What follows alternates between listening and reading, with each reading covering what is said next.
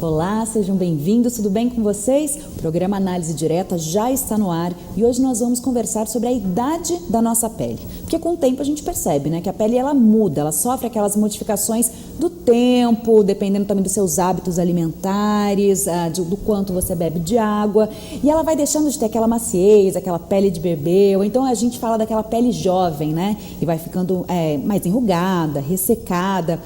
E será que a nossa pele do rosto, das mãos, do corpo, será que cada uma tem uma idade diferente? Elas precisam de cuidados diferentes? A gente vai entender e ter todas as dicas hoje aqui. Quem está aqui para conversar com a gente é o Dr. Enio Ziman, que é alergista e também dermatologista. Seja muito bem-vindo, doutor, tudo bem? Tudo ótimo. Boa tarde a todos. Doutor, o senhor agora é meu melhor amigo, desculpa, você pediu para não te chamar de senhor, não vou te chamar, a gente já está aqui. Por favor. Melhores amigos e quero saber tudo para eu cuidar da minha pele, claro, para todo mundo que está nos assistindo poderem ter os melhores cuidados com a pele também. É verdade ou é mito que a gente já nasce e a pele já começa a envelhecer? Isso é uma realidade. A gente, para encher o copo, precisa das primeiras gotas. E realmente, tudo aquilo que acontece desde os primeiros dias até a fase adulta vai influenciar e bastante. Por exemplo, a gente sabe que o filtro solar é um fator bastante importante para evitar o envelhecimento. Agora, a proteção solar efetiva nos primeiros anos de idade vai ser muito importante na fase adulta. Às vezes, coisa que não dá para recuperar. Muita coisa depois cuidando direitinho, com uma boa proteção, com os cuidados, utilizando alguma medicação, algum tratamento, a gente consegue recuperar. Mas aquela criança que é protegida, e hoje as mães têm protegido bem melhor do que em outras épocas, sim, tudo isso vai gerar pessoas que vão chegar aos 70, 80 anos com uma pele muito melhor. Ou seja, o primeiro erro, então, que às vezes a gente comete, mas que estamos cometendo menos, de acordo aqui com o seu parecer, é que a gente já não protege os nossos bebês, assim, passa aquele filtrinho solar, mas aí também a criança vai crescendo. A gente deveria usar filtro solar desde sempre, nublado, com luzes, assim, por exemplo, de estúdio, também é necessário, não é? Também. Filtro solar e proteção contra a luz visível também, não deixar a criança muito exposta.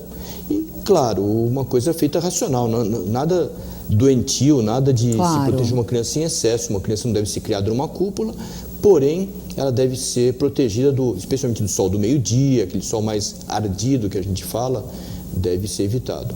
Isso então quando a gente é criança, jovem, a partir de que momento que a gente tem que realmente, eu vou confessar uma coisa, eu fiz 25 anos, não agora, tá gente, faz tempo, quando eu fiz 25 anos, a minha tia me deu um creme de rejuvenescimento e eu fiquei ofendidíssima, fiquei chateadíssima, ela disse, Renata, a partir de agora você tem que usar, você fez 25, eu fiquei chateada, mas eu nunca mais parei de usar e comecei aos 25, essa idade é uma idade boa para você começar com os antissinais, ou não? Já é uma idade tardia ou foi precoce? Não, essa idade é boa, é perfeita. Agora, existem hábitos que podem ser cuidados desde os 15, 16 anos.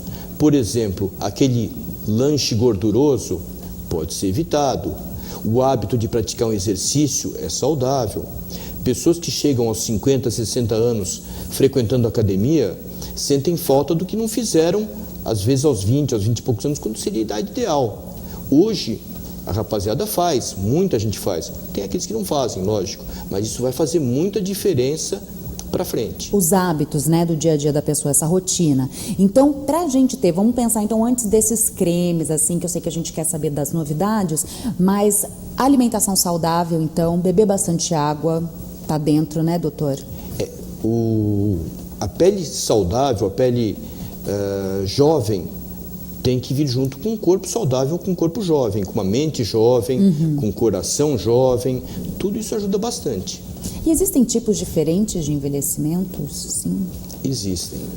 Quais são eles? Existem. Realmente, a gente tem aquele causado pelo estresse oxidativo, a gente tem aquele causado pela radiação solar direta, que há uma quebra de colágeno, que há um desgaste do colágeno.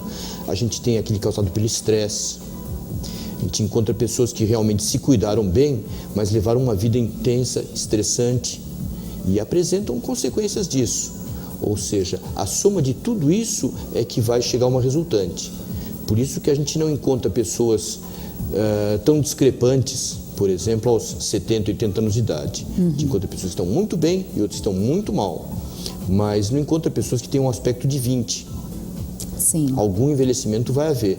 Algum envelhecimento é cronológico mesmo, tem coisa que vai se perder. Por exemplo, a gente sabe que por volta dos 40 anos de idade, a gente começa a ter dificuldade de adaptação visual. Isso é quase que inevitável. Mas alguns vão passar por isso aos 50. Vão, e outros aos 35. Entendi. Mas é um fator, a rigidez do cristalino, assim como a pele também vai se alterando. Então, se a gente analisar a microscopia, a pele da gente, as fibras mudam mesmo e é possível a gente perceber que está analisando uma pele mais envelhecida. E isso acarreta, essa questão também do estresse ou do sol, acarreta também nas linhas de expressão que a pessoa tem no rosto? Acarreta. Quando as pessoas argumentam comigo, mas eu não tomo tanto assim, eu sempre peço para comparar a pele do rosto com de uma área coberta, por exemplo, do seio, da nádega, áreas que nunca tomaram sol, e a gente vê uma diferença boa. Da axila, por exemplo, comparar a pele do braço com a pele da axila, dá uma diferença impressionante, dá a impressão que uma pele é mais jovem que a outra. Entendi. E realmente a exposição ao sol, ao vento, às intempéries, que faz essa diferença. Ou seja, o que eu falei no começo está certo. Então, a pele da nossa mão, do rosto, da nossa pele, cada uma tem uma, digamos assim, entre aspas, uma idade, porque é de acordo com a exposição também. Perfeito. A gente acaba gastando mais uma área do que a outra. É a mesma coisa que a gente tem numa sala, uma área de circulação que o piso está mais gasto do que numa outra que fica embaixo de uma mesa. Exato. A gente tirar tudo, a gente olha e vê onde está mais desgastado. E me diz uma coisa, faz muita diferença a pele feminina, pele masculina, aquela pele que tem sardas, aquela pele que tem pintinhas, os cuidados são diferentes, o desgaste, o envelhecimento dessa pele, ele é diferente? É diferente, é diferente. A pele que tem mais pigmento tem uma resistência maior à ultravioleta. Então, por exemplo, nós classificamos a pele por fototipos de 0 até 6, que 0 seria um albino e 6 seria um negro sem mistura. O que a gente tem no nosso meio é uma mistura. Nós temos muito fototipo 4, fototipo 5, e quando a gente começa a fazer essa classificação, a gente tem uma tendência a achar uns 4,5, 3,5, uns intermediários, não chega a 3, não chega, passa de 2, né? Ou seja, nada é rígido, nada é bem dividido, mas tem muita diferença pelo tipo de pele. Uma pele é mais seca, uma pele é mais oleosa. A pele oleosa tem uma porção de problemas, mas também ela envelhece menos. E a resistência também, que é uma coisa individual, um fator genético. E entre homem e mulher tem isso também ou não? Tem, tanto que hoje existe uma certa tendência a se utilizar hormônios para tratamento. Tem mulheres que estão tomando testosterona, que é uma coisa perigosa. Tem que ser feito com muito cuidado, com muita orientação, para não cair nos problemas, né? Crescimento de pelos, engrossar a voz, aquela coisa toda. Mas hoje se usa a testosterona como um hormônio para favorecer o tônus da pele feminina, e mesmo para ajudar quem gosta de fazer uma musculação, um desenvolvimento, se usa, mas tudo isso tem que ser feito com muito cuidado. E se usa também para o homem a testosterona, a reposição de testosterona é bastante precoce, porque a partir dos 20 anos a quantidade de testosterona já começa a diminuir. Entendi. Então muitos recomendam a reposição, que também deve ser feito com cuidado, porque a gente sabe dos riscos cardiovasculares e da tendência ao exagero, o sujeito que gosta da facilidade de ficar forte tomando testosterona. Então tudo isso deve ser feito com muito cuidado. E acompanhamento sempre, né? De um médico. De médico especialista, endocrinologista. Hoje tem muitos médicos do esporte, alguns bastante conscientes, outros nem tanto, né? Porque a tentação do resultado muitas vezes faz com que se saia um pouquinho da regra do jogo. E hoje em dia quem mais te procura, doutora, as mulheres ou os homens? Para ter uma pele mais bonita ou para cuidados com manchas, enfim, linhas de expressão? O dermatologista, ele cuida da parte de doença e cuida também da parte de estética. Sim. Existem aqueles dermatologistas que acabam cuidando muito mais de doença do que de parte estética, que não gostam de fazer a parte estética. Existem aqueles que fazem muito mais a parte estética. Eu procuro fazer os dois, porque realmente, quando eu fiz dermatologia, não tinha esse apelo da estética que tem hoje. Sim. Mas, então, o meu público é bem dividido. Eu tenho muita mulher, muita criança e muito homem também. E hoje a preocupação dos homens está cada vez mais próxima da mulher com a estética. E às vezes eles chegam para tratar alguma coisa, daí se interessam pelos procedimentos também Eles querem estéticos. saber. Às vezes eles vêm trazidos pela esposa e muitos chegam e depois eles trazem a esposa. Que gostaram do resultado, aí traz a esposa junto. Das possibilidades, né? Vem aquele leque de possibilidades. Saiu um pouco, acabou, né, um pouquinho esse tabu, que homem não se cuida, né, que homem não se protege com filtro solar, que homem não tem essa vaidade. Homem tem, sim, quer estar bonito para a esposa, né, para a namorada. Pro namorado também, às vezes, viu? Cada vez mais. Mas é bacana ver isso, que os homens normal, estão acho se que cuidando. realmente Claro. nós temos uma procura bastante importante, já que você deu a deixa, né, do homem, da mulher, e temos a procura também de outras definições que realmente, se a gente for se estender no assunto, a gente tem outra entrevista. Claro, é verdade. Me diz uma coisa, cuidados então para aqueles que têm manchas e pintinhas. Eu tenho que estar sempre de olho naquelas pintas, aquelas manchas, se é uma coisa de nascença, se é uma coisa que foi crescendo aos poucos. Em que momento que eu tenho que ficar alerta com manchas e pintas? Bom, junto com o envelhecimento vem a preocupação com as doenças da pele também. E dentre elas, o câncer de pele é uma preocupação grande. Nós estamos naquela época que a gente fala de outubro rosa, de novembro azul, e a pele também é uma preocupação. A gente sabe que a pele, por ser o maior órgão do corpo humano, por ser exposto ao sol, ele é o órgão que longe tem mais diagnósticos de câncer. Mais de 50% dos cânceres diagnosticados são na pele. No entanto, a mortalidade por câncer de pele é relativamente baixa, porque ela é fácil de identificar e de tratar precocemente. Então, toda pintinha, toda manchinha deve ser vista. Hoje a gente tem aquela facilidade do jeito abrir lá uma internet, dar uma procuradinha. Ficou na dúvida? Vai ao médico. Tá. A internet é boa para trazer dúvida, não para solucionar dúvida. Sim. Né? Ela traz muita informação, alerta, mas tem que usar isso com bom senso. E quem tem essas pintinhas, manchinhas, é contraindicado utilizar esses cremes que todo mundo usa a partir de uma idade? Pode irritar, pode dar uma coceirinha, pode trazer um tipo de alergia? O primeiro passo seria mesmo procurar um especialista. Claro, não há problema nenhum em utilizar, mas tem que ser uma coisa muito bem orientada. Utilizar a coisa certa para cada tipo de pele. Muitas vezes eu atendo consultas familiares e eu atendo duas pessoas da mesma família com peles parecidas, com problemas parecidos, indico coisas diferentes. Por quê? Não, tem uma diferença. Para a gente é evidente, às vezes para o paciente não é evidente. Por exemplo, mãe e filha. A mãe tem 50, a filha tem 25. As duas têm uma manchinha, têm pele clara, eu indico um produto para a mãe, outro produto para a filha. Para mim é evidente a diferença, às vezes para o paciente não. Às vezes já vai, você usa essa, também vou usar esse creme. A gente tem muito isso, né, entre pelo menos nós mulheres. Que creme você está usando? A gente às vezes não vai até o dermatologista, mas vai compartilhando aquele creme ou vai comprando. E para quem tem sardas, doutor, e não gosta das sardas? Eu amo sarda, mas eu conheço muitas amigas que não gostam e tentam dar uma escondidinha. Quais são os cuidados que você tem que ter com sarda? E sarda você consegue eliminar, tirar um pouco? A regra é mais ou menos a seguinte: quem ama sardas geralmente é quem não tem. Entendi. Eu também acho bonitinho, não acho nada inestético não, mas essa parte estética geralmente quem tem não gosta. Por quê? Porque tem. Se não tivesse, talvez gostasse. O principal é o uso do filtro solar, a gente utiliza clareadores. No entanto, aquela pele que tem sarda, quando ela é clareada e fica sem as sardas, ela fica também muito mais sensível à luz solar. Entendi. Então ela tem que ser protegida em especial, senão as sardas voltam. E muita acne, doutor? Eu tive muita na minha adolescência, ela foi foi percorrendo, assim, eu já tinha, sei lá, 20 e tantos anos e a acne ainda estava lá. É por causa de uma pele mais oleosa, necessariamente, ou não? De uma pele oleosa e de uma pele que responde ao estímulo hormonal. A mulher é cíclica, então ela tem aquela fase em que o útero se prepara para receber um feto depois quando não vem ela vai menstruar.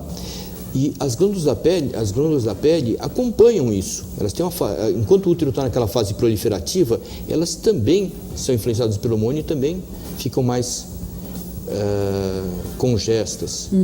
Quando vem aquela fase que termina, normalmente elas murcham e nessa fase muitas vezes elas sofrem inflamação bacteriana, etc. E podem gerar um certo acne. E todos esses produtos para combater a acne que a gente vê por aí, até nos comerciais, eles ajudam mesmo? O melhor é um produto manipulado, um produto que o seu dermatologista te indica? Todos esses produtos têm seu potencial de ajuda. Ninguém colocaria no mercado um produto com nenhum potencial de ajuda. A dificuldade é o que cada pessoa deve usar.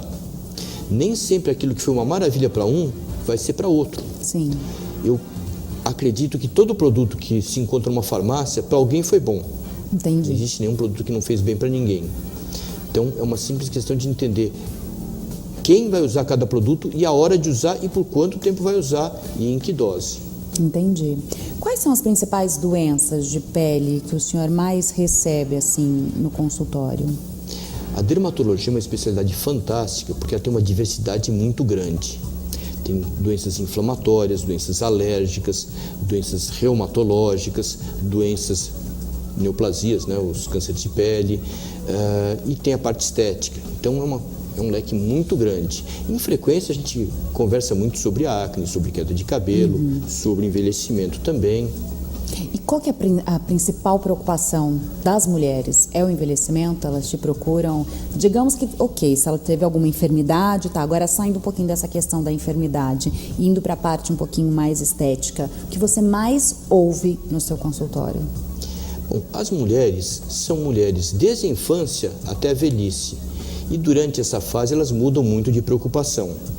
Então, a criança é mais sincera, ela quer ser linda, né?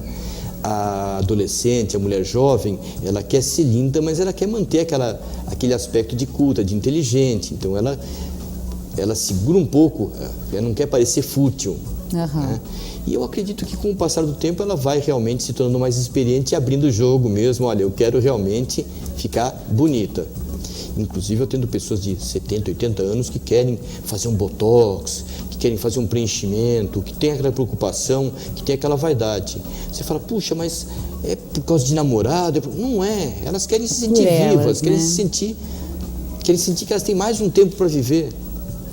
Daqui a pouco a gente, então, doutor, vai entrar nessa parte um pouco mais estética, que eu sei que tá todo mundo aí, mulherada e também todos os homens querendo saber um pouquinho mais. A gente já retorna, então, com o nosso programa Análise Direta. Hoje eu estou conversando aqui com o doutor, que é dermatologista e também alergista, doutor Enio Ziman. Estamos falando sobre qual a idade da sua pele, claro, todos os cuidados para a gente ter uma pele sempre bonita. Se você gosta do nosso programa, dá aquele like no Facebook, compartilhe também essa entrevista. No nosso Facebook nós estamos ali, programa Análise Direta, no nosso canal do YouTube para você ver todos os nossos programas, tá Análise Direta, e através do WhatsApp também, o 011 São Paulo 992247760. Se você está em outro país, 55, tá? 055 11 992247760. Manda aí suas dúvidas, suas considerações, seus comentários, que a gente quer te ouvir também. O programa Análise Direta já volta.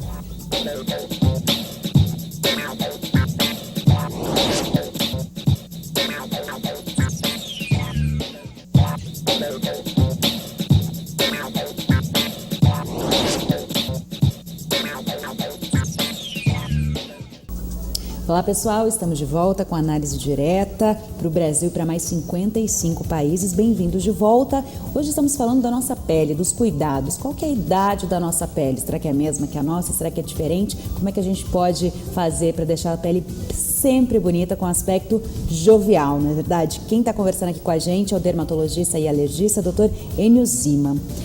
Doutor, olha, eu perguntei um pouquinho no primeiro bloco sobre essa questão de doença de pele, sobre os cuidados, mas a gente quer saber bastante sobre os procedimentos estéticos, que eu sei que você também é bastante procurado. Por exemplo, a gente vê aí Botox, CO2, nós vemos também microagulhamento, que o senhor mencionou, vemos, enfim, uma infinidade de tratamentos estéticos. O que realmente funciona, o que não é mais utilizado, qual que é a tendência agora, o que é moda. Conta um pouquinho pra gente desses procedimentos e o resultado de cada um. Todos os procedimentos chegaram ao nosso conhecimento, à mídia, etc., depois de serem aprovados. Tudo aquilo que fez sucesso chega. Pelo meio do caminho ficou muita coisa que realmente não tinha muita comprovação.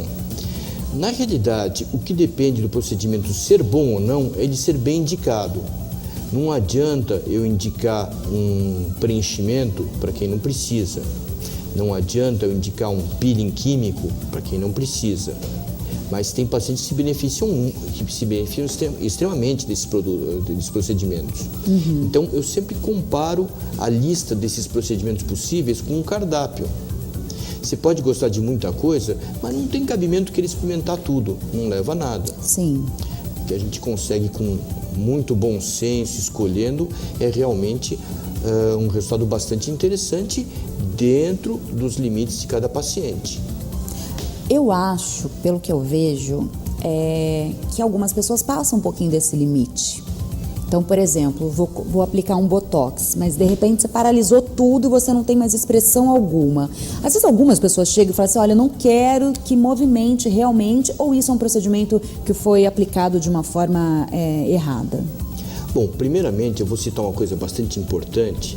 A gente usa muito o nome Botox, que é uma marca registrada da Allergan, como se fosse um sinônimo de toxina botulínica. Entendi. Existem vários no mercado e a própria Allergan não gosta muito que use o nome deles como sinônimo do procedimento. É, vamos dizer, ainda hoje o referência, é o que a gente mais utiliza, justamente porque com isso a gente consegue uma responsabilidade. Entendi. A hora que a gente utiliza um outro produto, a gente pode ser questionado quanto à qualidade. A hora que a gente utiliza a referência do mercado, a gente está mais ou menos cercado. Mas o uso da toxina botulínica, no caso, não dando preferência a ninguém, porque existem outras boas marcas no mercado também, tem uma função justamente de controlar a intensidade de alguns movimentos de alguns músculos da face e de outras partes do corpo também, não se usa só em rosto, né? Se usa para transpiração de axila e para outras coisas, e com isso a gente consegue um benefício. Ele começou a ser utilizado na neurologia, para tratar pacientes que tinham espasmos, que tinham... Nossa, eu não sabia, né? Pessoa que tinha uma paralisia facial, que ficava com o rosto deslocado, a gente acabava paralisando do outro lado para equilibrar a fisionomia da pessoa, e com isso se chegou a utilização estética hoje, que eu acredito que o número de utilizações tenha ultrapassado longe a utilização clínica. Eu já ouvi falar que o quanto antes você começa a aplicar toxina botulínica. Não, acho que dá para usar o Botox mesmo. Não, mas eu já entendo, é a mesma coisa você chamar todo iogurte de Danone. Danone é a marca, Gillette, né? Gillette, a gente tem realmente essa tendência com as marcas mais famosas. Mas no caso dessa toxina, então, eu já ouvi falar que quanto antes você começar a utilizar, melhor para sua pele. Assim, você vai ter uma linha de expressão menor com os anos, ou você essas linhas não vão ocorrer. Isso confere ou não? Isso tem alguma coisa a ver. O problema que acontece é o seguinte: se eu começo a utilizar no início, eu evito que uma marca fique gravada e não vá sair posteriormente quando a gente for utilizar. Então, usar o Botox precocemente é totalmente defensável. Porém, logicamente, quando apareceu essa ideia, ela começou com um certo cunho comercial. Quanto antes eu fizer, mais cedo eu vou ter ampliado a minha clientela, vou ter mais gente para fazer e vou ter mais ganho com isso. Na prática, a gente tem que olhar muito bem em quem a gente faz e muitas vezes me perguntam, eu preciso? Ninguém precisa. É um plus, é uma coisa a mais, né? Mas muitos pacientes se beneficiam com o uso precoce, sim. E no caso dessa toxina, onde que ela é usada? Somente aqui na testa ou não? A toxina botulínica, como diz o nome, ela é uma toxina. É aquela que quando a gente pega uma latinha estragada, etc., é aquela toxina que está lá dentro. Só que a gente usa uma dose pequena, controlada e em cada ponto de musculatura. A gente utiliza predominantemente no terço superior da face. Mas existem indicações no terço inferior também. A gente utiliza para acentuar contornos faciais, para dar um aspecto mais descansado, para corrigir alterações do sorriso. Muitas pessoas sorriem mostrando a gengiva e não gostam disso, a gente usa para baixar um pouco o sorriso. É uma porção de aplicações. No caso, assim, essas linhas de expressões, assim, aqui, que marca esse vinco, o que é feito quando a pessoa está descontente com ela? Existem várias maneiras de se atuar sobre isso.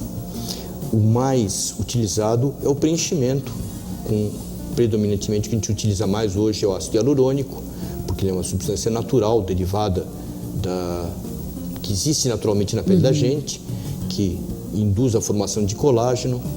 Então é uma substância bastante segura para se utilizar, desde que se tome alguns cuidados. Tudo isso tem que saber usar, né? Não é chegar e sair usando, mas ela dá resultados bem interessantes.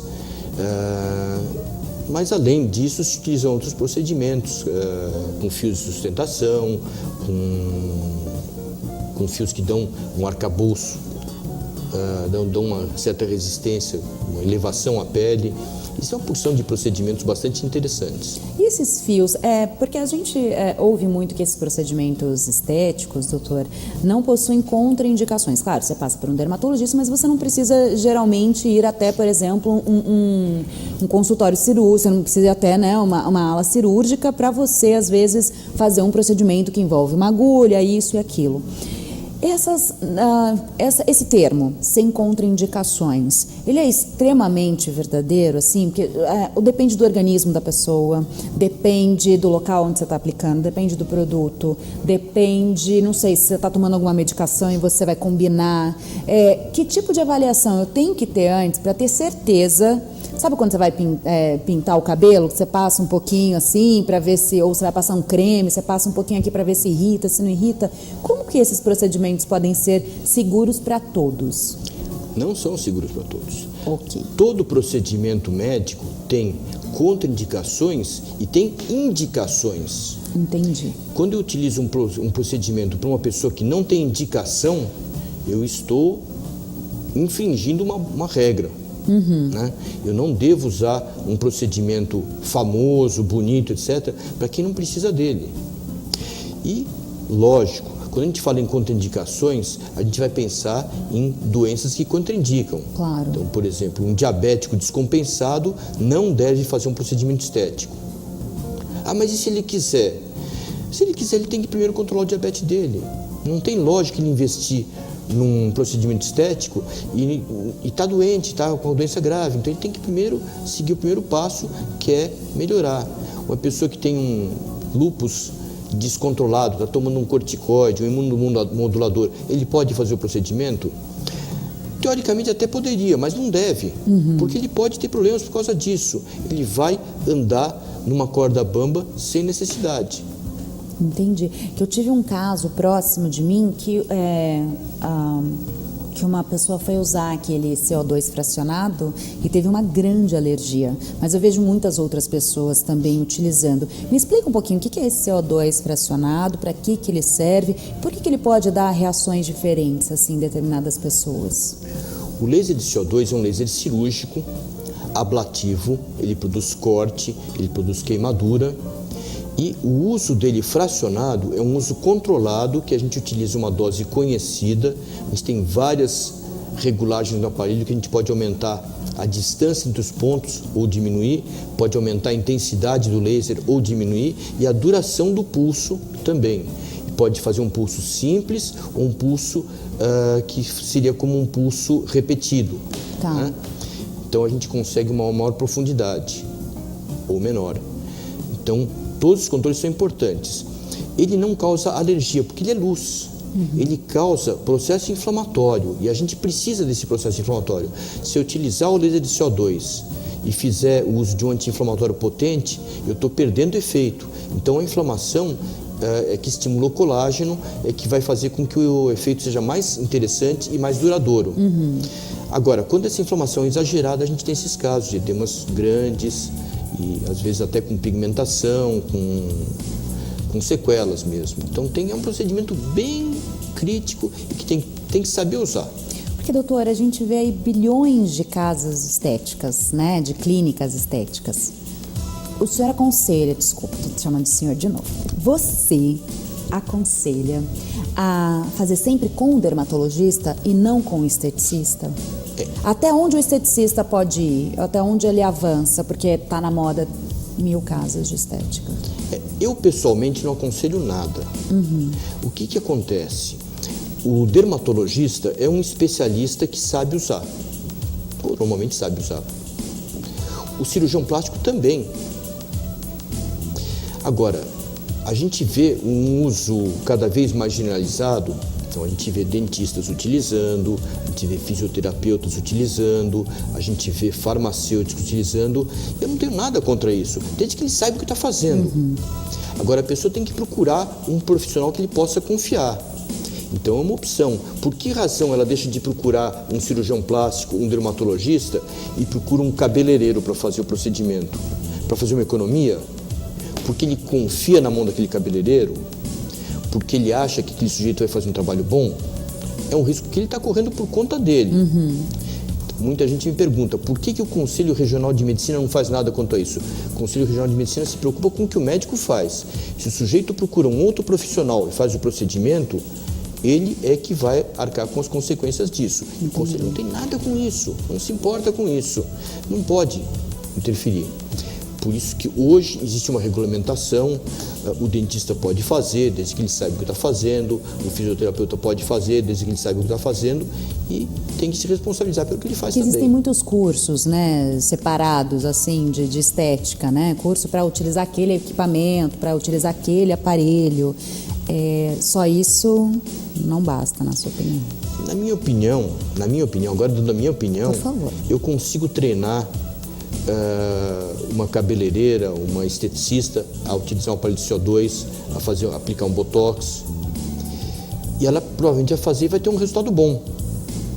O problema é quando ela não tiver o resultado bom, que ela tiver que resolver o problema. Né? E aí, às vezes, a gente recebe no consultório pessoas que foram a um profissional que não fez um bom serviço, a gente tem que corrigir o problema. E é um problema para a gente, será que eu devo mexer nisso, será que eu devo mandar voltar o profissional que fez? Mas ele falou que não sabe o que fazer agora, já me aconteceu isso. Olha, fui num profissional X que fez, voltei lá e ele falou que não sabe o que fazer. Não, vou tentar fazer o possível. Mas eu fico achando, ficando dúvida se eu deveria. Entendi, se não deveria, né? Por quê? Por que eu tenho que arrumar o que o outro fez? Ele foi lá, fez o preço, recebeu e na hora de consertar, não sei. Entendi. Complicado, né? A gente tem que pensar, saber realmente onde está pisando, não é, doutor? Chegou uma pergunta pelo nosso WhatsApp, olha que legal, e a pessoa quer saber o que é pior para a nossa pele, o ar-condicionado ou a luz solar, a exposição solar? Difícil uma comparação, porque realmente a exposição solar não só não é ruim para a nossa pele, como ela é necessária. Vitamina D, né? Tem tudo ali. Sol é vida. O problema é o excesso, e especialmente o excesso de exposição ultravioleta. O ar-condicionado também é importante. Imagina uma pessoa que mora numa cidade que faz 40 graus, sei lá, no Mato Grosso, na região norte, ou mesmo no interior de São Paulo. Muitas vezes a atividade sem o ar-condicionado é praticamente impossível. Claro. Mesmo em São Paulo, tem ambientes que tem que ter ar-condicionado. Tem computador, tem circulação grande de pessoas. Então, o ar-condicionado é uma espécie de uma necessidade. Mas ele prejudica também um pouco a pele, essa questão de ressecar? Se exagerado, se mal regulado. Se exagerado, mal regulado? Seria assim, muito frio ou não? Mal regulado é diferente de você estar no limite ali entre o... As regulagens são a temperatura e a umidade, né? Então, normalmente, os ar-condicionados modernos, eles têm o dry, né? Para tirar a umidade do ar, e tem a temperatura para ser regulado. Se for mal regulado, se for exagerado, e se os filtros não forem bem cuidados, agora entrando na parte do alergista mesmo. Já está dando até uma aula de ar-condicionado aqui. Mas é importante. Sim. Limpar o filtro do ar-condicionado é uma coisa bastante simples, está ao alcance de qualquer um. Ou seja, tudo usado com moderação ou aproveitado no caso do sol é benéfico sim, ajuda, a gente só não pode extrapolar. Existe uma especialidade da engenharia que lida com ar-condicionado. Gente, se existe um engenheiro de ar-condicionado, você faz um curso uma especialização para se tornar engenheiro de ar-condicionado, de climatização. Lógico, é para grandes ambientes, não é para lugares pequenos. Mas tem uma ciência. A gente pode usar um ar-condicionado sem prejudicar a pele da gente. Maravilha, doutor. Vou para um breve intervalo, daqui a pouco eu volto. Quiserem continuar participando, fiquem à vontade através do nosso WhatsApp, através da nossa fanpage, do nosso canal lá do YouTube, porque o programa Análise Direta está demais, pessoal. Estou conversando aqui com o doutor Enio Zima, que é alergista e também dermatologista. Estamos falando sobre os cuidados com a nossa pele. Qual que é a idade da sua pele? Condiz aí com o que você quer? Então vamos cuidar muito bem dela. O programa Análise Direta já volta.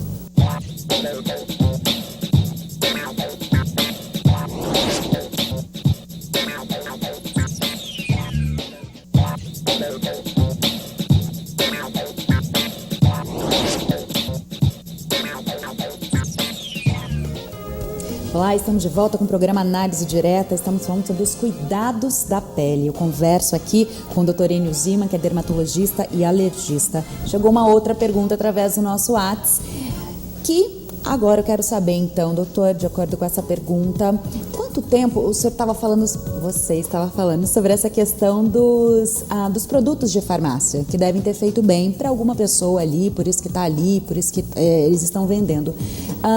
Quanto tempo utilizando esses produtos que você não passou também com especialista, tudo, você começa a ver diferença na sua pele, ou saber assim, não, então esse produto realmente funciona para mim, ou depois de um tempo, olha, isso aqui não adianta, não é para mim, deve ser para uma outra pessoa. Tem um tempo para a gente ver o resultado? Essa interpretação, se o produto está sendo útil ou não, é bastante complicada. Muitas vezes um produto produz uma melhora bastante intensa, mas pode não estar sendo bom realmente. Eu vou te explicar o exemplo. Por exemplo, a pessoa tem um problema de pele e vai lá e pede uma indicação. Vão lá e indicam lá um produto lá com uma grande concentração de cortisona. Tá. Cortisona melhora tudo no início e a longo prazo vai trazer alguns problemas. Ou a pessoa tem um acne inflamatório, ela vai lá, ela toma um antibiótico injetável, às vezes por um outro problema. Fala, puxa, isso melhorou minha pele, esse aqui é o segredo do meu sucesso. E aquilo não é uma realidade, não está realmente tratando o problema. Agora, cada tipo de tratamento vai levar um tempo para ser visível. Por exemplo, eu tenho um acne, eu começo a tomar uma isotretinoína, meu acne é bem intenso, o chamado Roacutan, também voltando à marca comercial. Em cerca de um mês eu vou ter uma melhora daquilo, sendo que muitos pacientes apresentam uma piora primeiro para depois melhorar. Sim. Né? E tem jeito de a gente usar uma medicação para controlar essa piora, para que ela não ocorra de forma intensa também, para o paciente não desanimar ou não sofrer. Então, existem várias maneiras de se fazer. Agora, lógico, se eu tomo uma vitamina para que minha pele envelheça menos, para que meu cabelo não caia, etc., isso pode levar meses até a gente sentir o efeito. E essas famosas pílulas aí do rejuvenescimento, que combate os radicais livres, são antioxidantes. E quero falar também do colágeno. Eu já ouvi algumas pessoas dizendo que tudo que está no mercado, não fui eu que disse, hein? Não funciona, que colágeno é questão de exercício, é questão de creme, que a maior parte dessas cápsulas não tem resultado. É verdade ou não, doutor? Disse que não, porque eu tomava várias cápsulas de colágeno. O colágeno é uma proteína com características bastante especiais. Quando a gente ingere uma proteína, ela é digerida e ela vira uma porção de aminoácidos. O colágeno é uma proteína desbalanceada. Alguns aminoácidos aparecem com muita concentração no colágeno e não tem algumas outras proteínas. Se a pessoa tiver uma boa alimentação bem variada, provavelmente ela não vai necessitar de tomar pílulas de colágeno. Mas normalmente o indivíduo que nos procura, ele tem alguma deficiência. Então, ou ele toma colágeno hidrolisado, ou ele toma colágeno, ele faz uma suplementação, ou toma peptídeos de colágeno, que é uma forma que a gente acredita que seja mais eficiente, né? Ou ele tenta corrigir esses hábitos alimentares, que nem sempre é muito fácil. Comer bastante gelatina é bom? É bom. Resolve tudo? Não, não resolve tudo. Também não é uma forma completa de se tratar o problema. É que eu imagino que as pessoas queiram um resultado mais rápido, né? Comer gelatina ao longo da vida a gente continua, mas se tiver aquela pílulazinha mágica para deixar a gente mais viçosa, acho que a gente também vai pelo caminho mais fácil, não vai? Uma coisa que ajuda e também estimula a pessoa a se cuidar. Sim. Se eu indico uma substância que é teoricamente eficiente, que ajuda bastante, e falo agora eu tenho que fazer exercício, eu tenho que ter uma boa alimentação, dormir um número de horas suficiente, eu estou ajudando de uma forma geral a saúde do paciente e eu vou ter um melhor resultado. Dormir pouco, já que você falou sobre isso, prejudica também a nossa pele, envelhece mais rápido? Prejudica. Enquanto a gente dorme, a gente está recuperando as energias, as células estão descansando, elas entram num metabolismo diferente. É importante ter um número de horas de sono suficiente. Não é necessário que seja um número, varia de pessoa para pessoa, varia conforme a idade, né? Normalmente as pessoas mais velhas dormem menos, né? Depende de quanta energia a gente gasta durante o dia, mas dormir é necessário. Dormir em excesso, eu até concordo que a gente fica perdendo muito da vida da gente dormindo, né? Mas dentro do razoável, dormir faz bem. E a alimentação? A gente é o que a gente come, né? A gente ouve muito essa frase. Comer menos ou comer muito te envelhece mais rápido? Tem a ver ou não? Ou depende do que você está comendo? Depende de tudo, depende da qualidade e da quantidade. Comer muito, comer mais do que é necessário não é bom. Comer menos do que é necessário também não é bom. Agora, em termos de envelhecimento, comer menos é vantagem sobre comer o necessário. Por quê? Qual que é a reação que ocorre no nosso organismo? Quando a gente digere, quando a gente aproveita o alimento, a gente produz reações oxidativas, que são benéficas, que fazem parte do nosso metabolismo, mas que também levam ao envelhecimento celular. Então, quando a gente, vamos dizer, come plenamente tudo que é necessário, a gente está provocando um certo grau de estresse oxidativo. Quando a gente come um pouquinho menos, quando a gente passa um pouquinho de fome, a gente diminui isso um pouco. A gente sabe que pessoas que são magras, que comem menos do que aparentemente deveriam, acabam vivendo mais, acabam tendo uma saúde melhor. E a gente não passa fome, a gente passa vontade, né? A gente estava falando sobre isso, não é a fome em si, é aquele brigadeiro, é aquele bolo, é aquele cheeseburger, né? E, doutor, outra coisa que eu queria saber é microagulhamento, quais são os procedimentos mais procurados agora, no momento? Bom, microagulhamento é um procedimento bastante interessante, não é uma novidade, é uma coisa que existe há muito tempo, mas de repente ele começou a fazer sucesso, talvez porque fosse um procedimento bastante primário, bastante simples, e de repente começou a se dar valor a isso pelo resultado. O microagulhamento é o uso de um instrumento que parece um rolinho de pintura, mas que tem agulhas. É o derma roller. E a gente passa com aquele instrumento produzindo várias microperfurações na pele. Então existem produtos com várias configurações, mas normalmente a gente usa produtos com 500 agulhas, com 1000 agulhas, existem produtos com 1000 agulhas, produtos com... E a gente faz aquela porção de furinhos e cada furinho daquele vai gerar um filetezinho de colágeno. E a aplicação repetida do microagulhamento dá um efeito bastante interessante, que é comparável ao efeito do laser de CO2. E ele é usado em que região do corpo, o microagulhamento? Microagulhamento é bastante usado no rosto para tratar... Não dói, doutor? Dói, lógico que dói. A gente usa cremes anestésicos, em alguns casos até faz uma certa sedação, bloqueios, né? Então a gente usa muito no rosto, usa muito no corpo para tratar estrias. Por que dói ficar bonita? A gente vê muitos procedimentos, eles são dolorosos. Como eu disse quando eu falei sobre o laser de CO2, o processo inflamatório induz a formação de colágeno. Se eu me machuco e faço uma cicatriz, aquela cicatriz é um grumo de colágeno. É um tecido duro, é um tecido resistente. Se eu conseguisse jogar décimos de milímetros de cicatriz espalhados pela pele toda, eu criaria uma pele bonita. que é o princípio de alguns tipos de fios de sustentação, que é o princípio de alguns tipos do microagulhamento mesmo, de alguns procedimentos a laser, de alguns tipos de peelings. Mas vamos falar, doutor, não é nenhum milagre, né? Você precisa manter, então, uma alimentação saudável, uma rotina de exercício físico e também os procedimentos estéticos, ou também os cremes. Só fazendo aquele procedimento, eu não vou ficar incrível, né? Se eu continuar comendo exageradamente, não bebendo água, ou bebendo refrigerante, não sei, bebendo bebidas com muito açúcar. Eu tenho que sempre buscar, então, o equilíbrio para ficar bem. A gente procura otimizar. Quanto mais coisas a gente puder fazer para jogar a favor, mais resultado a gente vai ter. Para finalizar, doutor, por que às vezes esses procedimentos eles precisam de assim 10 sessões, 15 sessões, 20 sessões? Isso é mais o marketing para você vender pacotes nessas clínicas grandes? Ou não deveria ser analisado? Você veio aqui, fiz 2 aplicações, ficou ótimo, já não precisa de mais. Ou não, realmente é um processo que demora para você ver daí o resultado, que às vezes demoram 10 sessões, o que vai dar, sei lá, uma vez por mês, uma vez por semana, né? 2 meses e meio, 3 meses.